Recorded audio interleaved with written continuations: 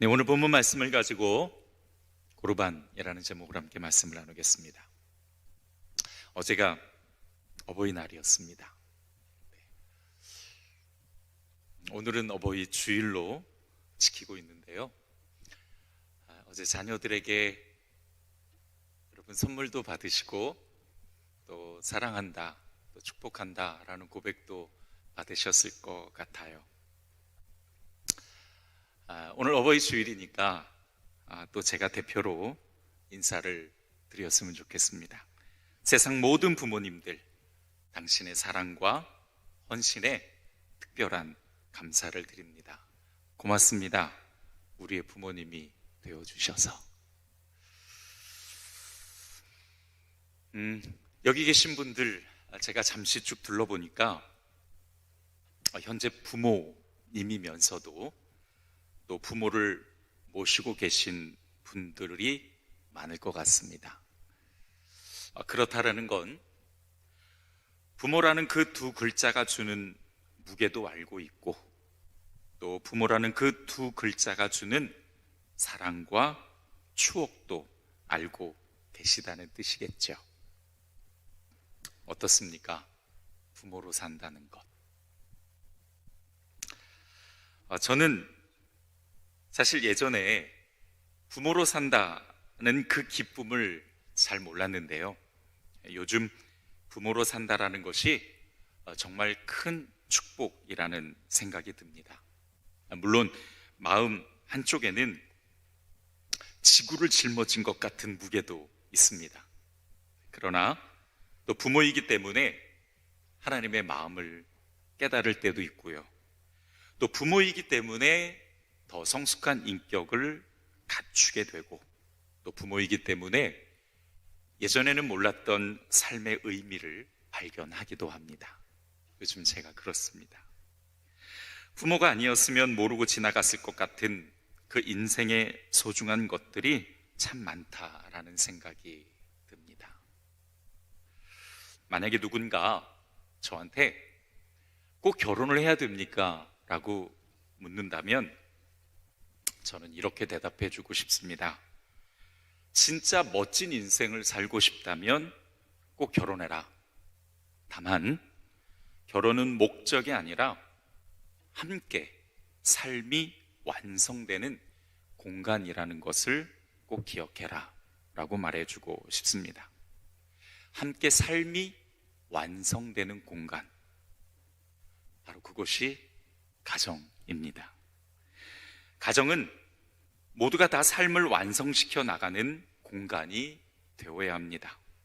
부모의 선한 영향력을 받은 자녀들의 삶이, 또 그 인격이 완성되고, 또 자녀들의 아름답고 선한 모습을 본 부모들의 삶과 인격이 완성되어 가는 곳.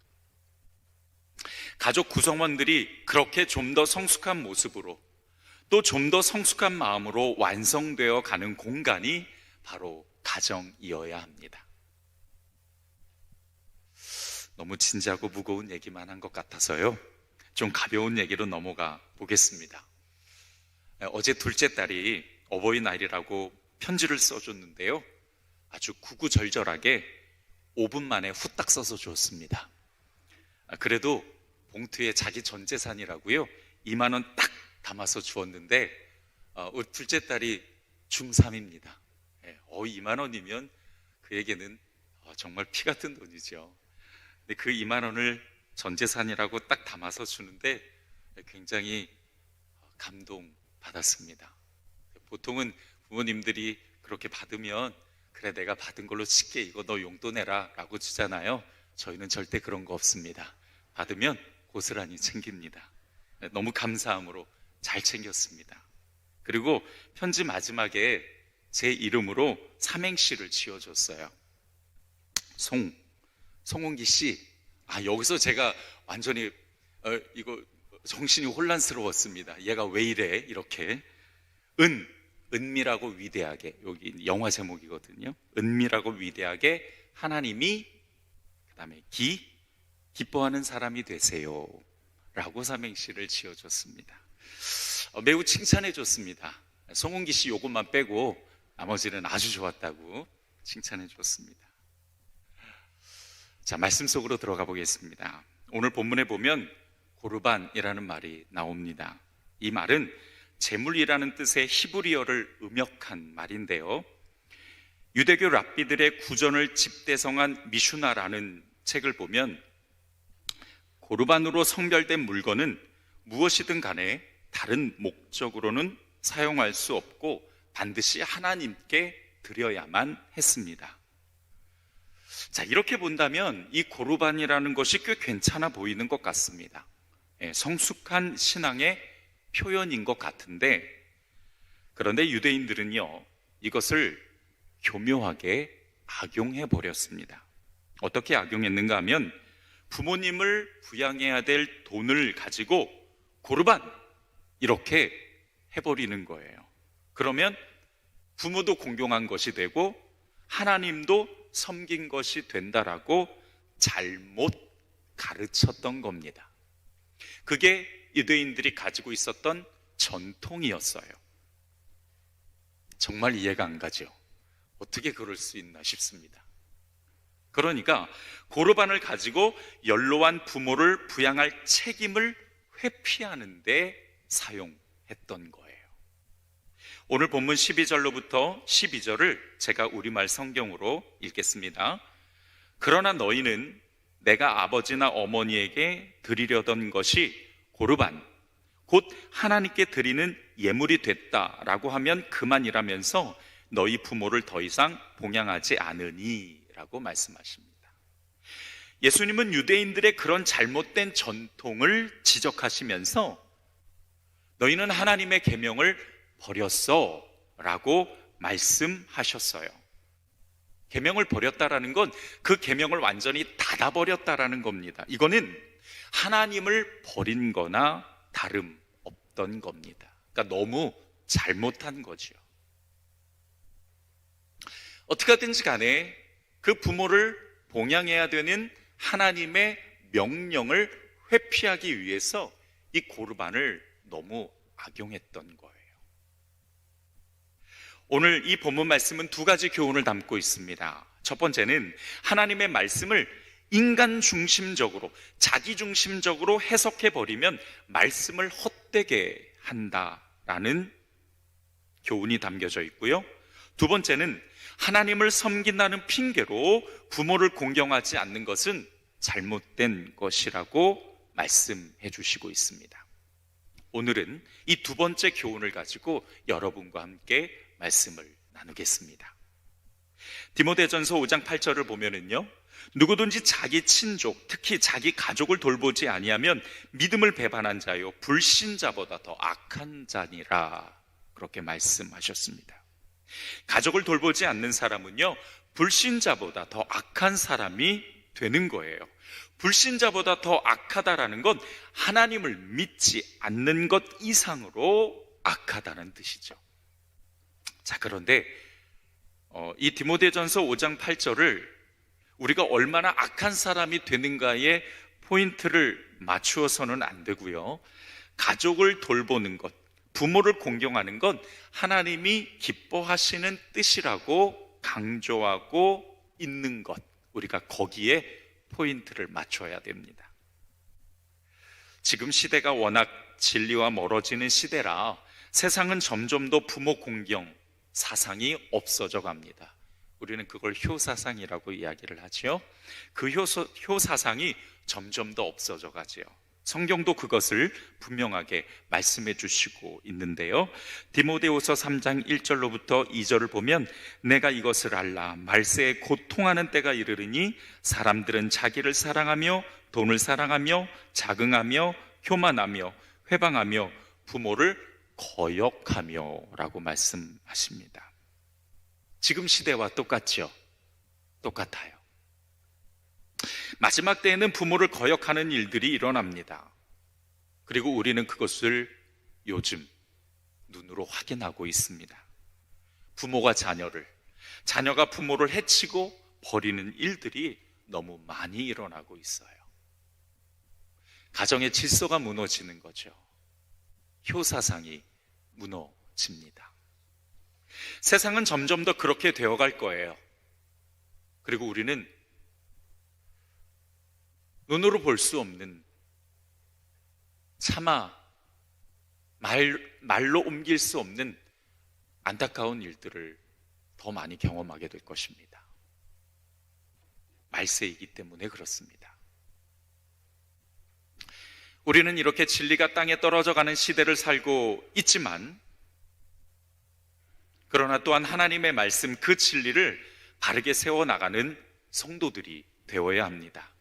하나님께서 우리에게 그 진리를 바르게 세우라는 사명을 주셨기 때문입니다. 하나님께서는요, 아담 그 이후부터 모든 사람들에게 생육, 번성, 충만, 정복, 다스림, 이 5가지의 사명을 주셨어요. 정복, 다스림, 이 2가지 명령은 우리가 문화명령이라고도 이야기를 하는데, 세상에 성도들이 나가서 지켜야 될 사명이기도 합니다. 정복한다 라는 이것은 선한 영향력을 끼쳐서 사람들을 변화시킨다라는 뜻이고요. 다스린다라는 것은 전적으로 하나님의 진리를 세우고 그 진리대로 살아가는 모습을 보여주는 것을 이야기합니다. 그러니까 진리가 무너져가는 세상이 있지만 우리는 여전히 그 안에서 진리를 세워가는 이 사명을 다해야 된다라는 거죠. 그리고 하나님께서는 우리에게 부모를 공경하라는 분명한 말씀을 주셨습니다. 그 말씀대로 우리는 하나님의 자녀니까 거룩하게 살아가야 되지 않겠습니까? 자, 그런데 부모를 공경한다라는 이 말을 우리가 성경적으로 잘 이해해야 될 것 같습니다. 왜냐하면 이 말은 단순히 자식의 의무를 강조하고 있는 말씀이 아니기 때문입니다. 부모를 공경한다라는 이 말 안에는요, 굉장히 중요한 가치가 담겨져 있는데, 그것은 바로 행복입니다. 행복. 공경이라는 이 단어를 직설적으로 해석을 하면 행복하게 하다라는 뜻을 가지고 있어요. 즉, 부모를 공경하라 라는 이 말씀은 부모를 행복하게 하라는 뜻이지요. 자, 그런데 이 행복이라는 단어를 우리가 좀 깊이 생각해 봐야 합니다. 고찰해 봐야 됩니다. 만약에 내 자녀가 불행한데 그 불행한 자녀에게 나를 행복하게 하렴이라고 말할 수가 있을까요? 내 자녀는 지금 너무 불행한데 과연 부모는 행복할 수 있을까? 그 자녀에게 하나님이 그렇게 말씀하셨으니까 나를 공경해야 돼, 나를 기쁘게, 나를 행복하게 만들어야 돼 라고 말할 수가 있을까? 어떻습니까? 그렇게 말할 수 있을까요? 부모된 자는 다 똑같은 생각일 겁니다. 자녀가 행복해야 부모도 행복할 수 있어요. 좀 더 정확히 말하면 모두가 행복해야 행복한 거지 나만 행복할 수 없다라는 뜻입니다. 일방적으로 행복하게 하라고 요구할 수 없다라는 거죠. 그렇게 본다면 이 행복은 가족 모두가 함께 만들어가는 거지 누가 누구에게 일방적으로 전달해 줄 수 없다라는 특징을 가지고 있습니다. 자녀가 일방적으로 부모를 행복하게 해주는 것이 아니라 부모도 자녀가 행복할 수 있도록 함께 노력할 때 그 행복이 가족 모두가 함께 공유할 때에 진짜 행복할 수 있는 거지, 어느 누구가 어느 누구에게 일방적으로 요구할 수 있는 것이 아니라는 점입니다. 우리 부모는 그렇습니다. 자, 그렇다면 우리 부모들이 무엇을 어떻게 노력해야 우리 자녀들이 행복하게 살아갈 수 있을까요? 자, 다시 한번 정리해 보겠습니다. 하나님께서는 분명 우리 자녀들에게 부모를 공경하라고 말씀하셨습니다. 그거는 분명합니다. 근데 이 공경이라는 단어를 원문으로 보니까 직설적으로 해석하면 행복하게 하라는 뜻이에요. 즉 부모를 행복하게 하라는 뜻입니다. 그런데 이 하나님의 말씀 안에는 아주 중요한 그 행복의 가치가 숨겨져 있는데, 행복은 나만 느낄 수 있는 것이 아니라는 거죠. 일방적으로 받을 수 있는 것이 아니라는 겁니다. 내 자녀가 행복하지 않으면 그 자녀가 나를 아무리 행복하게 해줘도 우리 부모된 자는 행복하지 않아요. 그렇게 본다면 이 행복이라는 것은 우리 가족 모두가 함께 만들어가야 될, 공유해야 될 가치지, 우리 자녀들에게만 일방적으로 요구하는 명령이 아니라는 점입니다. 자, 그러니까 내가 내 자녀에게 부모를 공경해야 돼 라고 말하기 전에, 부모를 행복하게 해야 돼 라고 말하기 전에, 우리 부모된 자는 우리 자녀들에게 먼저 그 자녀들이 행복할 수 있도록 만들어주고 노력해야 된다라는 이 부분이 하나님의 말씀 안에, 즉 부모를 공경하라는 이 말씀 안에 숨겨져 있다라는 거예요. 그런 관점에서 우리 부모들이 어떻게 우리 자녀를 행복하게 할 수 있을까? 자, 예를 들어서, 자, 여러분 지금 세상을 보십시오. 우리 자녀들이 살아가는 이 세상 정말 녹록지 않습니다. 하루하루 살아내는 것만으로도 참 대단하다라는 생각이 들어요. 그런 자녀들이 집에 들어와서 지치고 힘든 그 마음과 몸을 이끌고 집에 들어와서 집에 털퍼덕 주저앉습니다. 그때 그 자녀에게 격려와 존중을 해준다면 어떨까요? 세상은 버거워도 그 부모의 격려와 존중으로 행복하다고 느낄 수 있지 않겠습니까? 부모의 격려와 존중은 사랑입니다. 사랑받는 사람은 행복해요. 부모에게 받는 그 사랑으로, 그 행복으로 분명히 세상을 살아낼 에너지를 공급받지 않겠습니까? 갑자기 제가 반성이 되네요. 어제 설교 준비할 때는 잘 몰랐는데 오늘 단에서 이렇게 말씀 전하는데 갑자기 제가 이렇게 반성이 돼요. 저희 그 큰애가 고3이에요. 지금 애니메이션을 이제 진로로 결정하고 그리고 공부도 하고 또 그림도 그리고 있는데 다 마치고 집에 들어오면은 거의 11시가 되거든요. 근데 11시가 되면은 막 정말 진액이 다 빠진 모습으로 집에 들어와서 그 소파에 털퍼덕하고 주저앉아요. 물론 들어올 때 항상 제가 이야기해 줍니다. 수고 많았어. 오늘도 고생했어. 힘들었지? 꼭 이 얘기를 해줍니다. 그런데 그 다음에 좀 더 칭찬을 해줘야 되는데 갑자기 반성이 됐어요. 뭐라고 하냐면, 야, 너 또 소파에서 이렇게 널브러지기 전에 빨리 들어가서 씻어 라는 이야기를 제가 자꾸 하게 되네요. 저도 좀 반성을 해야 되겠습니다.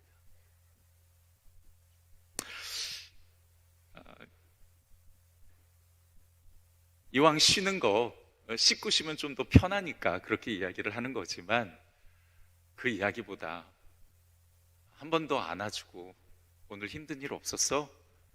오늘 내가 어떻게 힘을 좀 줄까? 이렇게 물어보는 게 우선순위일 것 같네요. 그렇게 그 자녀가 가정에서 존중받고 있다고 느끼고 또 부모의 격려가 있을 때에 그 자녀는 세상에서 살아내느냐고 힘들었던 그 마음과 몸을 다시 회복할 수 있는 에너지를 분명히 얻을 수 있을 것입니다. 그 자녀들이 그렇게 부모로부터 좋은 영향을 받는다면 분명히 자신 행복하다라고 말할 수 있을 겁니다.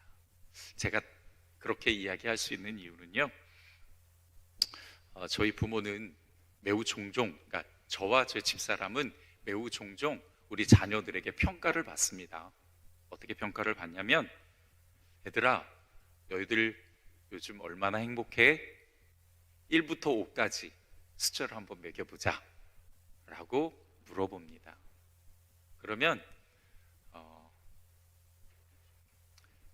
우리 자녀들이 평가를 하지요. 자기가 얼마나 행복한지 1부터 5까지 콕 찍어줍니다. 그런데 다행히도 꽤 높은 점수를 줘요. 그 행복하는 이유들을 또 물어봅니다. 왜 그렇게 느꼈어? 그러면 그 이유들을 이야기해 주는데, 그 몇 가지 이유 중에 가장 많은 부분을 차지하는 것이 제가 여러분께 말씀드린 격려와 존중입니다. 그것이 아이들에게, 자녀들에게 꽤 큰 에너지로 변환된다라는 것을 많이 느껴요. 물론 자녀들도 부모들이 행복할 수 있도록 함께 노력해야 됩니다. 자녀된 여러분, 부모의 무게라는 건 지구 하나를 들고 있는 것과 같아요. 상상할 수 없는 큰 무게입니다. 그러나 내 자녀가 자신의 인생을 잘 살아내면서 부모를 존경하고 격려한다면 어떨까요? 부모가 아무리 큰 무게를 지니고 있어도 잘 견뎌낼 수 있을 것입니다. 저희 집에 초등학교 1학년짜리 꼬마가 하나 있어요. 그 친구는 놀랍게도 격려를 참 잘해줘요. 칭찬도 잘해줍니다. 꽃같이 예쁜 엄마라고 이야기를 하고요, 송중기보다 멋진 우리 아빠라고 이야기를 합니다. 그렇죠, 웃으셔야죠. 여러분은 인정할 수 없으니까. 당연하지요. 네. 어디 봐서 송중기랑 감히 비교를 합니까? 제 딸이 그렇게 해서, 야, 너 송중기랑 어디 감히 아빠를 비교해? 아빠는 절대로 못 쫓아가 라고 이야기도 합니다만은, 그래도 그렇게 칭찬을 해줘요. 그런데요, 초등학교 1학년짜리 꼬마이잖아요. 그런데 그게 참 에너지가 되더라고요. 항상 그냥 아빠라고 이야기하지 않고요, 멋진 아빠라고 이야기를 해줘요. 그러니까 더 멋지고 싶어지더라고요. 그 꼬마인데 그 말 한마디가 부모를 세워주기도 하더라고요. 자녀된 여러분, 가족의 힘은 기적을 만들어낼 수 있습니다. 결코 작지 않다라는 거예요. 그 말의 힘이, 그 능력이 결코 작지 않다라는 겁니다. 부모를 공경하라는 거, 부모를 행복하게 하라는 하나님의 그 명령은 자녀의 일방적인 노력이 아니라 이렇게 함께 행복을 공유할 수 있도록 다 같이 노력해야 한다라는 뜻이 숨겨져 있습니다. 함께 노력해야 되고 함께 만들어 가야 됩니다. 그리고 함께 공유해야 됩니다. 모두가 노력해야 될 몫이 분명히 있다라는 것을 우리는 꼭 기억해야 됩니다. 또 하나 말씀드리자면, 부부관계도 마찬가지입니다. 부부가 서로 격려해주고 존중해주면서 함께 노력해가고 함께 좋은 관계를 만들어가는 거지, 어느 한쪽이 어느 한쪽을 위해서 일방적으로 희생되는 것은 결코 좋은 관계가 아닙니다. 조용할 수는 있을 거예요. 평화인 척 할 수는 있을 겁니다. 그러나 그 관계가 성숙하게 만들어져 갈 수는 없을 겁니다. 한쪽이 한쪽을 위해 일방적으로 희생한다면 말이죠. 에베소서 6장 1절을 보면, 자녀들아 주 안에서 너희 부모에게 순종하라 라고 말씀하세요. 여기서 주 안에서라는 말을 주목할 필요가 있는데, 이 주 안에서라는 말은 순종해야 되는 자녀도 순종을 받는 부모도 모두가 그리스도 안에 있어야 된다라는 뜻입니다. 그리스도 안에 있다라는 건 모두가 예수님을 닮아가는 사람이어야 된다라는 거예요. 생각해 보세요. 아버지도 어머니도 아들도 딸도 모두가 예수님을 닮아가려고 함께 노력하는 사람이 일방적으로 너 나한테 잘해, 그렇게 이야기할 수 있을까요? 일방적으로 당신 나한테 맞춰야지 라고 이야기할 수 있을까요? 예수님을 닮아가는 사람인데 그럴 수 없죠. 순종을 하는 사람도, 순종을 받는 자녀도 사랑해 주어야 될 남편도 존경을 해 주어야 될 아내도 모두가 다 주 안에 있어야 됩니다. 예수님을 닮아가야 된다는 거예요. 그러면 동등해지고 공평해질 수 있습니다. 그거를 우리는 이렇게 고백하지요. 예수님이 우리 가정의 가장이십니다. 따라서 합시다. 예수님이 우리 가정의 가장이십니다. 그렇게 고백할 수 있다면 가족 구성원 모두가 다 예수님을 닮아가는 사람이어야 합니다. 그러면 누가 누구를 위해서 일방적으로 희생하지 않죠. 함께 노력하고 함께 공유하기 위해서 함께 만들어가는 가정이 될 수 있습니다. 여기 부모인 분 계십니까? 다들 부모이시죠. 그런데 혹시 여전히 자녀와의 관계가 서먹한 분이 계십니까? 예수님을 닮아가는 사람으로서 예수님의 따뜻한 사랑과 아량으로 자녀에게 먼저 손 내밀어 주십시오. 자녀에게 아버지는 나이가 들어도 아버지입니다. 즉 아버지의 권위는 결코 사라지지 않는다라는 거예요. 그 권위를 가지고 자식을 혼내는 데만 사용하지 마시고 예수님을 닮아가는 아버지로서 예수님처럼 넓고 따뜻한 마음으로 한 번만 손을 내밀어 주십시오. 혹시 며느리와 혹시 딸과 혹시 아들과 서먹한 어머니가 계십니까? 예수님을 닮아가시는 분이시잖아요. 한 번만 손 내밀어 주세요. 먼저 미안하다라고 이야기해 주는 게 그게 뭐가 힘이 듭니까? 이제 우리 살 날 얼마 남지 않았는데 먼저 찾아가 주고 먼저 안아주는 거 부모된 자로서 많이 힘든 거 아니잖아요. 한 번만 해주시면 자녀는 그 부모의 권위라는 힘을 받아서 그 사랑을 에너지로 변환시켜서 세상을 더 힘있게 살아갈 수 있게 됩니다. 그렇게 한 번만 손 내밀어 주시면 멀어진 관계라 할지라도 가까워질 수 있을 것입니다. 하나님이 주신 부모의 권위는 무력을 사용하고 고집을 부리라고 주신 것이 아니라 하나님이 맡겨주신 자녀를 존중하고 격려하라고 주신 힘입니다. 만약에 그 힘을 역기능적으로 사용하게 된다면 자녀는 올바른 사람이 되지 못할 거고 가정은 무너지고 말 것입니다. 그렇게 되면 안 되겠죠. 부모를 행복하게 해주는 건 자녀들의 의무이기도 하지만 또한 그 전에 부모가 함께 노력해야 될 가정의 질서이기도 합니다. 부모가 하나님이 주신 권위를 아름답게 사용한다면 효는 그 가정에 자연스럽게 나타나는 질서가 될 것입니다. 당연히 그러겠죠. 부모로부터 좋은 영향을 받은 자녀가 부모를 어찌 존경하지 않을 수 있겠습니까? 그 존경이 나중에 공경으로 나타나게 될 것입니다. 자, 이제 마지막으로 오늘 말씀을 두 가지로 정리하면서 삶의 적용점을 찾고 마치겠습니다. 첫 번째로 하나님을 섬기는 사람이기에 또한 우리는 부모도 섬겨야 합니다. 오늘 본문에서 예수님께서 고르반을 악용하는 유대 지도자들에게 말씀하신 건 바로 부모 공경이에요. 하나님을 섬기는 사람들이 하나님의 말씀을 지키지 않는다면 그건 하나님을 저버리는 일이지요. 말씀을 패하는 것입니다. 하나님은 부모를 공경하라고 분명 말씀하셨습니다. 레위기 19장 3절에도 너희 각 사람은 부모를 공경하고 나의 안식을 지키라. 여러분, 안식을 지키는 것이 두 번째고 부모를 공경하는 것이 첫 번째로 놔두셨습니다. 위치를 정해주셨어요. 그것은 뭐냐면 하나님을 섬기는 것만큼이나 또한 부모를 공경하는 것이 중요하다고 말씀하신 겁니다. 생각해 보세요. 보이는 부모를 잘 섬기는 사람이 또한 보이지 않는 하나님도 잘 섬기지 않겠습니까?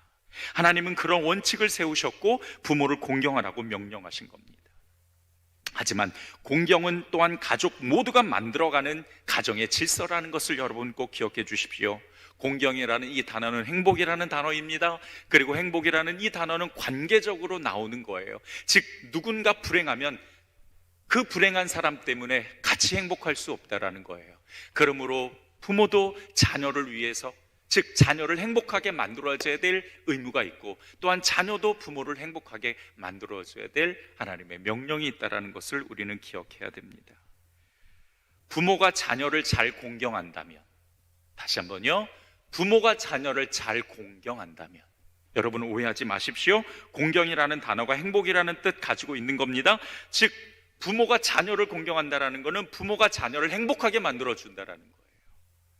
그러면 반드시 자녀도 부모를 공경하게 될 것입니다. 행복하게 만들게 될 거예요. 그러므로 부모 공경은 자녀들에게만 있는 의무가 아니라 가족 모두가 함께 만들어가야 될 공동체의 질서라는 걸, 즉 함께 공유해야 될 것이라는 걸 여러분 꼭 기억해 주십시오. 마지막 두 번째로, 부모를 공경하는 사람은요 반드시 복을 받게 됩니다. 신명기 5장 16절에 너는 너의 하나님 여호와의 명한 대로 내 부모를 공경하라. 그리하면 너의 하나님 여호와가 내게 준 땅에서 생명이 길고 복을 누리리라 말씀하십니다. 자, 이 말씀을 제대로 풀어봅시다. 하나님께서 명하신 대로 부모가 자녀를 행복하게 하고 자녀가 부모를 행복하게 하면 하나님께서 복을 주세요. 그리고 하나님께서 주시는 이 복의 개념은 세상에서 가지는 복의 개념과 달라요. 하나님이 주시는 복은 완전한 복입니다. 영적인 것, 육적인 것, 이 두 가지가 다 잘 되는 거예요. 불완전한 것이 아니라 다 완전하게 전인격적으로 행복하고 잘 되는 것이 하나님이 주시는 복의 개념입니다. 하나님이 함께 하셔서 지금보다 더 잘 되는 것이 복의 의미예요. 뿐만 아니라 장수하는 복을 주신다고 하셨죠? 그 장수의 기간은 사람마다 다르겠지만 가정이 평안하면 가족들도 마음이 즐겁기 때문에 건강할 수 있을 겁니다. 마음이 건강한 사람이 오래 사는 법이죠. 부모를 공경하는 사람이 장수하면 세상도 달라집니다. 행복이 점점 더 확장되겠죠? 마치 복음이 확장되는 것처럼 말입니다. 말씀을 정리하겠습니다. 유대 지도자들은 고르반을 핑계대면서 부모를 공경하지 않았습니다. 그리고 예수님은 그거는 말씀을 저버리는 일, 즉 하나님을 저버리는 일이라고 말씀하셨어요. 우리는 진리를 세워가는 사람들이죠. 하나님을 섬기는 자들이 하나님의 말씀을 버린다면 어떻게 되겠습니까? 그러므로 하나님을 섬기는 우리는 하나님의 말씀대로 부모를 공경해야 됩니다. 하지만 이 말씀은 자녀들에게만 주시는 의무가 아니라 자녀들이 부모를 잘 공경할 수 있도록 또한 부모가 자녀들을 행복하게 해주어야 된다는 뜻이 숨겨져 있음을 여러분 꼭 기억하시고, 행복은 가족 모두, 가족 공동체 모두가 함께 만들어가는 질서라는 것을 여러분 꼭 기억해 주시고, 그렇게 부모는 부모로서, 자녀는 자녀로서 도리를 다